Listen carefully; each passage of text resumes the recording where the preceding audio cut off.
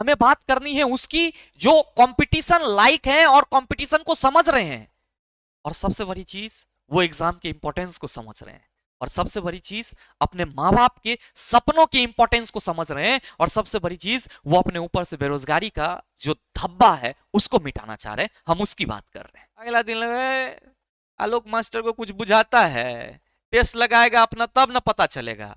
तो तोरा पूरन की और नई की दोनों के कसम है चला। सभी साथियों को नमस्कार और उम्मीद है आप सभी अच्छे होंगे। आज के इस छोटे से वीडियो सेशन में हम लोग चर्चा करने वाले हैं आरआरबी ग्रुप डी 2025 बचे हुए समय में सटीक रणनीति के साथ आप 100% सफलता कैसे सिक्योर कर सकते हैं। जी हाँ दोस्तों, जैसा कि आप सबों को मालूम है कि आपका परीक्षा 17 नवंबर से स्टार्ट होने वाला था, लेकिन जो आपका केस चल रहा था उस वजह से 17 नवंबर की एग्जाम नहीं हो पाई, और आपका 12 नवंबर को जो है कैट के तरफ से अंतरिम जो डिसीजन था वो भी सुना दिया गया है। और आप सबों को मालूम है कि डिसीजन क्या है। 10th वाले भी छात्र एग्जाम देंगे और आईटीआई वाले छात्र भी एग्जाम देंगे अकॉर्डिंग टू कैट, यानी कि कैट के हिसाब से 10th और आईटीआई दोनों एलिजिबल है। तो पहला चीज जो आप सबों के मन में एक भ्रम की स्थिति थी कि गुरुजी परीक्षा कौन देगा, तो इस पे कैट का मोहर लग गया है कि 10th और आईटीआई दोनों परीक्षा दे सकते हैं। अब दूसरा सवाल ये कि 17 नवंबर से एग्जाम नहीं हुआ तो आगे फिर कब होगा, क्या हमारे पास 6 महीने का समय मिलेगा, क्या हमारे पास 1 महीने का समय मिलेगा, इस तरह की बातें चल रही है। तो मैं आपको यहाँ पे क्लियर शब्दों में कहना चाहूंगा कि बहुत ज्यादा समय आपको नहीं दिया जाएगा, क्योंकि रेलवे ने एग्जाम के लिए अपनी पूरी तैयारी बैकएंड में पहले से कर रखा है। उनको बस और बस क्या थी, तो सर कैट का जो है वो एक तरह से कह सकते हो डिसीजन चाहिए था, और जिस तरह से प्रोसीजर आगे बढ़ेगी तो आप सबों के पास ऑफिशियल नोटिफिकेशन भी देखने को मिल जाएगी, और साथ ही आप एक संभावना व्यक्त कर सकते हो कि आपको जो एग्जाम में मोटा मोटी समय देखने को मिलेगा अब वो आपका 15 से 20 दिन के आसपास का हो सकता है। अब जो भी छात्र अलग अलग चीजों में फंसे हुए थे, मेरे मित्र अगर आप अभी भी एक जेन्युइन स्टूडेंट हैं और आपके मन में चाहत है कि गुरुजी हमें सिलेक्शन के लिए पढ़ना है, तो ये वीडियो आप सबों के लिए रामबाण साबित होगा।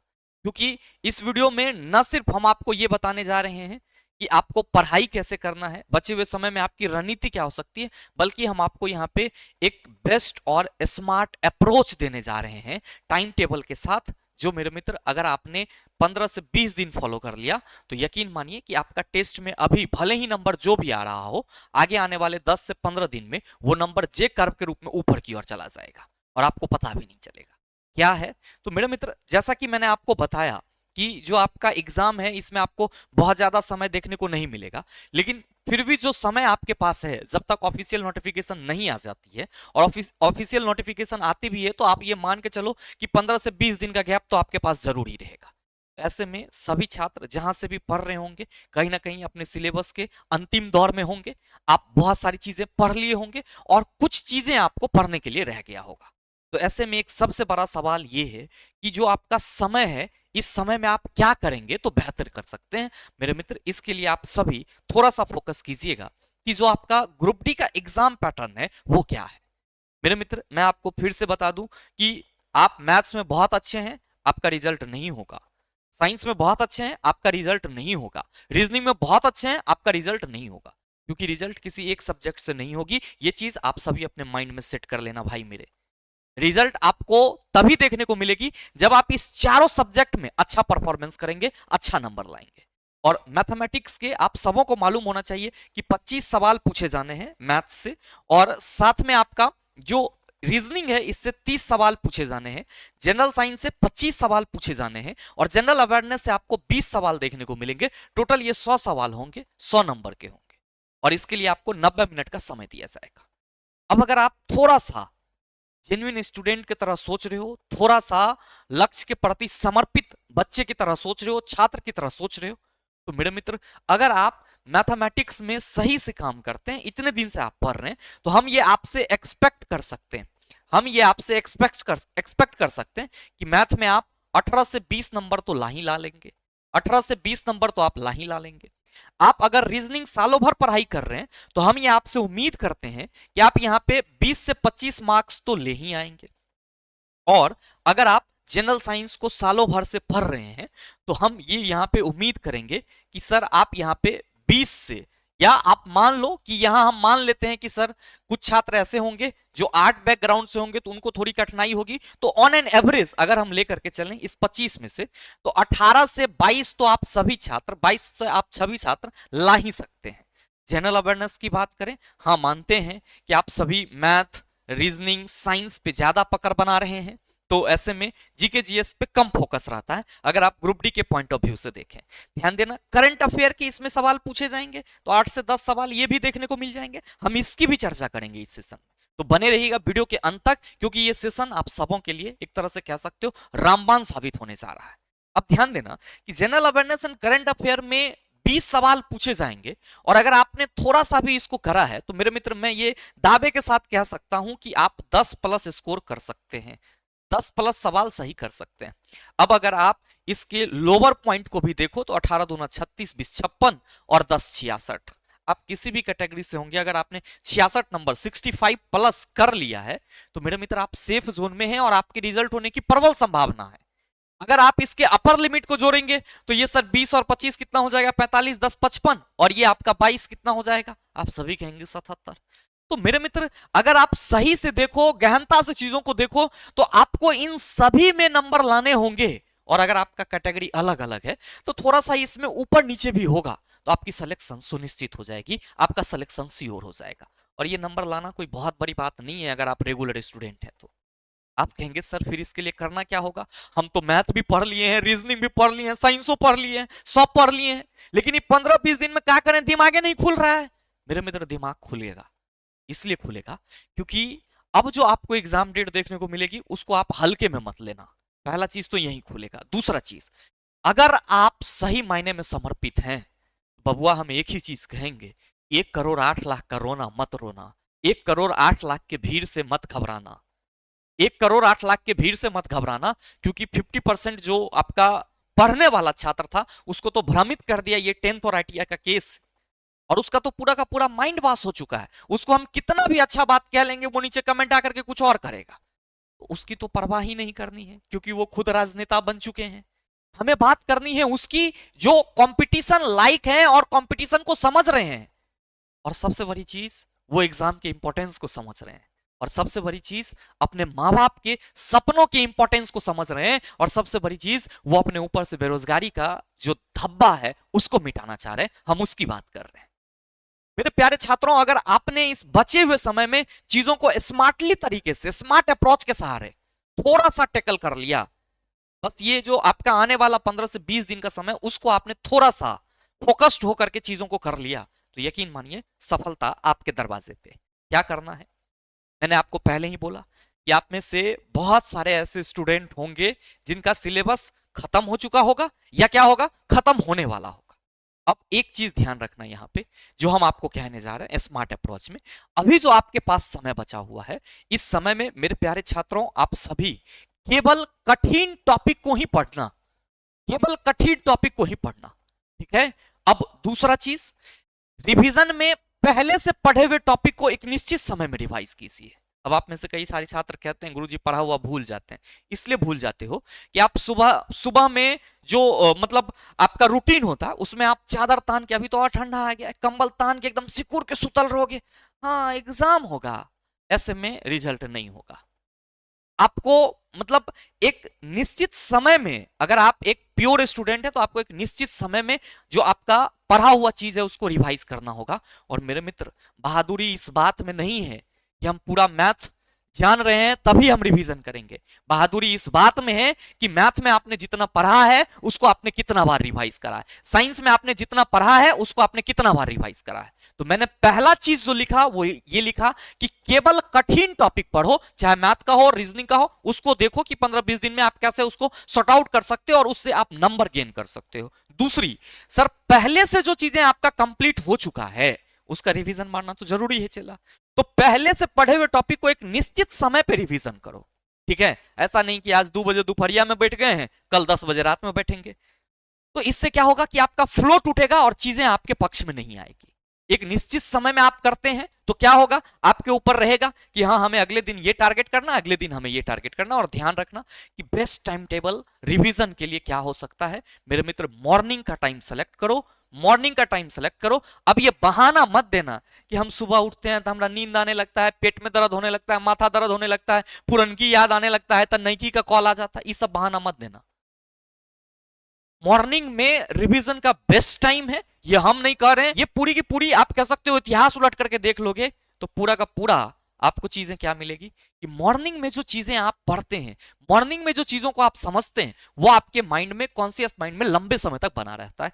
तो इसीलिए कोशिश करो कि जो पहले से पढ़ा हुआ टॉपिक है उसको एक निश्चित समय पे रिवीजन मारो, और वो बेस्ट टाइम आपका मॉर्निंग का स्लॉट हो सकता है। ध्यान देना।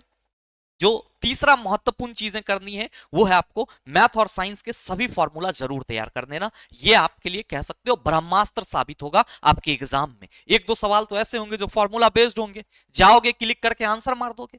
तो मैथ और साइंस के सभी फॉर्मूला जरूर तैयार कर देना। मैथ आप जहां से भी करते हो वहां से कर लेना, साइंस के लिए आप निश्चिंत रहना, साइंस का फॉर्मूला हम आपको तैयार करा देंगे इसी यूट्यूब चैनल में, इसलिए सब्सक्राइब जरूर कर लेना। अब नेक्स्ट, अगर वीडियो अच्छा लगे तो शेयर भी जरूर कर देना। ध्यान देना कि चौथा इंपॉर्टेंट चीज, सर जीके के लिए हम लोग को बड़ा टेंशन होते रहता है, कुछ मत करो। 15 से 20 दिन कुछ मत करो। जो ग्रुप डी के पुराने पीवाईक्यू हैं जीके के, उस पे एक नजर दौड़ा लो। और करंट अफेयर के लिए सर एसपीडी बुक का आप रिवीजन जरूर कर लो मेरे मित्र, इससे बाहर करंट अफेयर देखने को नहीं मिलेगा। और इतना कर लेते हैं तो यकीन मानिए आप 10+ स्कोर कर सकते हैं। अब जो सबसे महत्वपूर्ण चीज है वो ये कि रोज एक टेस्ट आपको लगाना है, रोज एक टेस्ट लगाना है। सर टेस्ट लगाने से क्या होगा मेरे मित्र, आपको कठिन टॉपिक पता चलेगा, आपको प्रत्येक दिन नंबर पता चलेगा। अब ये देखो कि एक दिन लगाओगे नंबर कुछ कम आएगा, अगला दिन आलोक मास्टर को कुछ बुझाता है, टेस्ट लगाएगा अपना तब ना पता चलेगा।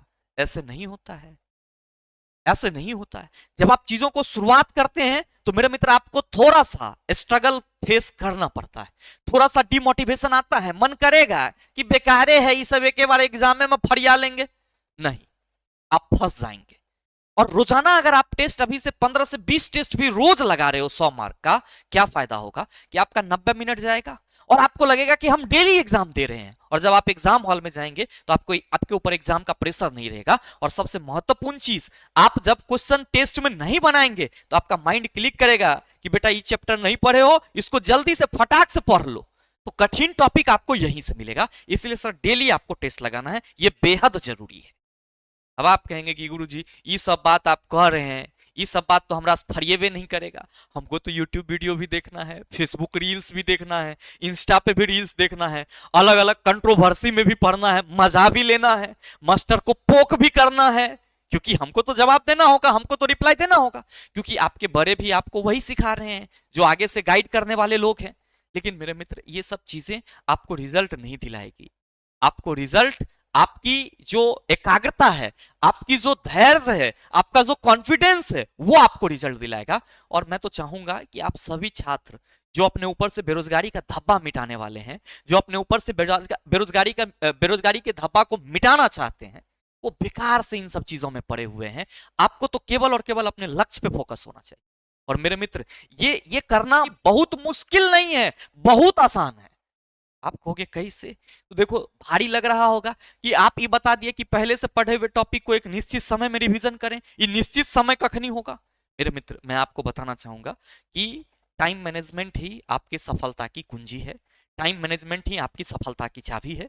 और इन सारे चीजों में जो दो चीजें महत्वपूर्ण है वो क्या है, वो है आपका सर मॉर्निंग का रिवीजन वाला पीरियड। मॉर्निंग का रिवीजन वाला पीरियड अगर आप सिलेक्शन लेना चाह रहे हो तो तोरा पूरन की और नई की दोनों के कसम है चला। मॉर्निंग में सुबह 4 बजे से लेकर के 8 बजे तक, सुबह 4 बजे से लेकर के 8 बजे तक रिवीजन जरूर मारो। जो भी आप टॉपिक पढ़ लिए, चाहे मैथ का हो, साइंस का हो, सर रीजनिंग हो, जीके हो, जो भी है सर, इस 4 घंटा मेहनत करो। अब कब करोगे, तुम्हारे उम्र के लड़का का बियाह हो रहा होगा यह ठंडी में, जेकर बच जाएगा होकर फिर जो गर्मी वाला लगन आएगा उसमें हो जाएगा, तो और कहिया होगा। तो मेरे मित्र सफलता को कहीं ना कहीं आपको मोटिवेट करना होगा, सफलता को कहीं ना कहीं अपनी ओर खींचना होगा। और इसके लिए सर ये जो आपका ब्रह्म मुहूर्त का समय है ना 4 बजे वाली, इसको आप जरूर अपनाना। मात्र 5 दिन अपनाना मेरे मित्र, आदत ना लग गया तो फिर आप हमें बताना। अब चलो मॉर्निंग में रिवीजन का तो बेस्ट टाइम हो गया। सर ये जो आपने 9 से 10:30 लिखा है मेरे मित्र, ये इसलिए लिखा है कि 4 बजे से लेकर के अगर आप 8 बजे सुबह तक पढ़ रहे हो तो कहीं ना कहीं आप थोड़ा सा थक जाएंगे। और 8 बजे के बाद आप 1 आध घंटा ब्रेकफास्ट कीजिए, इधर उधर घूमिए, थोड़ा सा मूड फ्रेश कीजिए। और सर 9 से 10:30 डेली अगर आप सुबह में एक टेस्ट लगा लेते हैं तो पूरे दिन का जो आपका मतलब कह सकते हो कि प्रेशर होगा वो हल्का हो जाएगा। क्योंकि सारे कठिन जो टॉपिक होंगे उसको तो आप इस टेस्ट में फाइंड कर लेंगे। अब पूरे दिन आपको क्या करना है सर, उस कठिन टॉपिक का सर सॉल्यूशन करना है। जो आपके पढ़ाई से रिलेटेड यूट्यूब वीडियोस हैं, पढ़ाई से रिलेटेड जो टॉपिक है, जहां भी आप पढ़ाई कर रहे हैं कंटेंट में, कोर्स में, आप वहां से पढ़ाई कीजिए चीजों को। मेन क्या है कि सर हमारा रिवीजन हो गया और हमने टेस्ट लगा दिया। अब पूरे दिन आप टेस्ट का एनालिसिस भी कर सकते हो। तो मेरे मित्र अगर आप इस चीजों इस तरीके से अपने आने वाले 15 से 20 दिन के समय को रखते हो, या जब तक आपकी एग्जाम नहीं हो जाती तब तक आप रखते हो, तो यकीन मानिए कि सफलता आपके कदम जरूर चूमेगी। साथ ही ध्यान देना, मैं बार बार कहता हूं कि आपकी सफलता में साइंस का अहम रोल रहेगा। और साइंस को कंप्लीट करने के लिए आप 2 चीजें जरूर करें। बहुत ज्यादा बर्डन लेने की जरूरत नहीं है। मैंने आपको फॉर्मूला बोला, फॉर्मूला भी कराएंगे हम। बहुत जल्द आपके लिए टेस्ट भी अनाउंस कर रहे हैं। मैं 20 टेस्ट ऐसा आप सबों के लिए अरेंज करने जा रहा हूं जो कि द लॉजिकल साइंस एप्लीकेशन पे फ्री रहेगा। क्या कराओगे सर एनसीईआरटी के जो एग्जाम्पलर और एक्सरसाइज के इंपॉर्टेंट क्वेश्चन है, और जो आपका 2022 का पीवाईक्यू का इंपॉर्टेंट क्वेश्चन है, सारा नहीं, उसमें जो इंपॉर्टेंट क्वेश्चन है उसका हम सर 20 टेस्ट तैयार करेंगे जो कि 500 क्वेश्चन का होगा। और ये 500 क्वेश्चन ऐसे होंगे जो आपको लगेगा कि सर हमारे एग्जाम का फीलिंग दे रहा है और ये एग्जाम में इसी तरीके के सवाल पूछे जाते हैं। तो मेरे मित्र हम टेस्ट बहुत जल्द आप सबों के लिए अनाउंस कर देंगे। आप जो है अभी फिलहाल के लिए 15 से 20 दिन अगर आपको सर लग रहा है कि साइंस पे हमें काम करना चाहिए, तो ग्रुप डी योद्धा बैच जो the logical science YouTube channel पे सर प्लेलिस्ट बनी हुई है, इस प्लेलिस्ट को जरूर फॉलो करें। क्या है सर इस प्लेलिस्ट में? 2022 का मैंने पीवाईक्यू एनालिसिस कराया है। समय है 2x पे जाकर के देख लो, लेकिन देख लो जरूर। पीडीएफ टेलीग्राम पे मिल जाएगा। इस प्लेलिस्ट का लिंक भी हम इस डिस्क्रिप्शन में, वीडियो के डिस्क्रिप्शन में डाल देंगे। दूसरा महत्वपूर्ण चीज, अगर आप सभी अभी तक नहीं किए हैं तो अपने पैर पे कुल्हाड़ी खुद मार रहे हैं। NCERT 9th and 10th science की जो बुक है, एनसीईआरटी 9th एंड 10th की जो साइंस की बुक है मेरे मित्र, इसका कंप्लीट लाइन वाला डिस्कशन जरूर कीजिए। ना हो तो कम से कम एक बार रीडिंग लगा करके भी जरूर जाइए। और अगर नहीं हो पा रहा है, आपके अंदर क्षमता है कि गुरुजी हम पढ़ सकते हैं, तो मेरे मित्र आपका ये जो NCERT 9th and 10th master solution batch है आप सबों के लिए रामबाण साबित होगा। अगर आप इसके वीडियो लेक्चर को नहीं देख पाते हैं, केवल पीडीएफ भी आप पूरा का पूरा क्लास 9th एंड 10th के जितने भी चैप्टर हैं उसका पढ़ के चले जाते हैं, तो मैं आपको ये गारंटी दे सकता हूं कि साइंस में आपको वैसा इंप्रूवमेंट देखने को मिलेगा जो आप अभी से लेकर के मतलब कुछ दिनों तक फील कर रहे होंगे कि हमें साइंस में इतना नंबर आना चाहिए। जो आप एक्सपेक्ट कर रहे होंगे वो जो आपका एक्सपेक्टेशन है वो यहीं पे खत्म होगा। क्योंकि यहां पे अगर आप पीडीएफ को पढ़ेंगे, प्रत्येक चैप्टर के पीडीएफ को, तो ऐसा लगेगा आलोक सर पीडीएफ में बैठे हुए हैं और हमारे माइंड में चीजों को घुसा रहे हैं कि चला ऐसी ही सवाल पूछा जाएगा, इसी लाइन से सवाल देखने को मिलेगा। तो अगर आप एनसीईआरटी 9th एंड 10th के साइंस बुक को अपने से कर पा रहे हैं तो अच्छी चीज है। आप रिवीजन में या आपके पास जो समय है उसमें कर सकते हैं। अगर नहीं कर पा रहे हैं तो ये मेरे मित्र NCERT 9th and 10th master solution batch आप सबों के लिए काफी हेल्पफुल हो सकता है। ध्यान रखना, ये batch the logical science application पे मिलेगा, जिसको आप गूगल प्ले स्टोर से डाउनलोड कर सकते हैं या फिर इस वीडियो में दिए गए जो लिंक है उससे भी डाउनलोड कर सकते हैं। मेरे मित्र बैच से संबंधित किसी भी तरह की जानकारी के लिए दिए गए नंबर पर कॉल या व्हाट्सएप कर सकते हैं। तो उम्मीद करते हैं कि ये जो आपका शेष समय और सटीक रणनीति की वीडियो थी आप सबों के लिए उपयोगी रहा होगा। अगर आपके लिए उपयोगी है तो वीडियो को लाइक करिएगा। साथ ही साथ अगर चैनल पर नए हैं तो सब्सक्राइब करके बेल आइकन दबा लेना, ताकि इस तरह के एग्जाम रिलेवेंट वीडियो का नोटिफिकेशन सबसे पहले आपके पास पहुंचे और आप उसको सबसे पहले देख पाओ। मिलते हैं फिर अगले सेशन में, तब तक के लिए best of luck. Thank you, have a nice day.